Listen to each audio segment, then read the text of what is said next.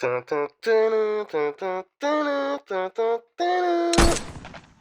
vraiment désolé pour ça, j'ai pas pu m'en empêcher. Bienvenue pour cette 007ème capsule donc, où je vous parle de la conception de mon court-métrage de Medieval Fantasy. C'est la suite directe de la capsule numéro 5, parce qu'aujourd'hui, on retourne à la forge pour la suite de la conception de notre home. Aujourd'hui, on finit le patronage de la visière. Je fais un premier test, je l'agrandis en n'oubliant pas la forme de bec. Dans l'idée, la base ressemble à ça. Impossible de vous le montrer mieux avec une main, mais je vous jure c'est bon. Ensuite, je reporte l'arrondi de mon casque pour créer la fameuse crête, et ça y est, on a fini les patrons en papier. Mais avec quel métal rutilant je vais bien pouvoir sublimer ces patrons? Des tapis de yoga. Bon, plus précisément, avec la matière qui constitue les tapis de yoga, à savoir de la mousse EVA, de son joli nom complet, mousse d'acétate acétate de vinyle.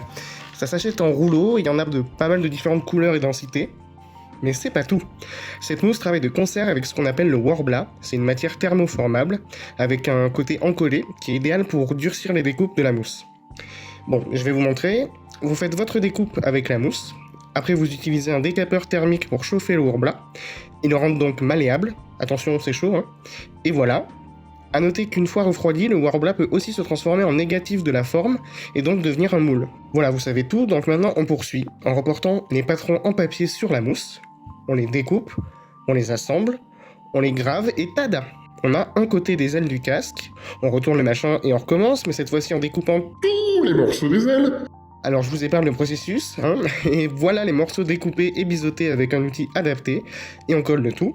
On assemble aussi les 3 morceaux de la crête, et celle-ci devient la première partie officielle ajoutée sur le home. Maintenant je passe à la visière, et je m'attaque aux charnières latérales qui permettront à la dite visière de s'ouvrir en son centre. Je crée ma forme en mousse, y colle de petites charnières toutes simples, et les enferme dans le Worbla qui refroidit. Mais quoi? Un chat sauvage s'est introduit à la forge? Moment idéal pour détourner votre attention du fait que cette capsule est terminée et que la suite c'est pour bientôt. Et vous allez le voir, tout ne s'est pas passé comme prévu. Oh le teasing! T'as pas honte? Même pas! Gars, tu parles tout seul.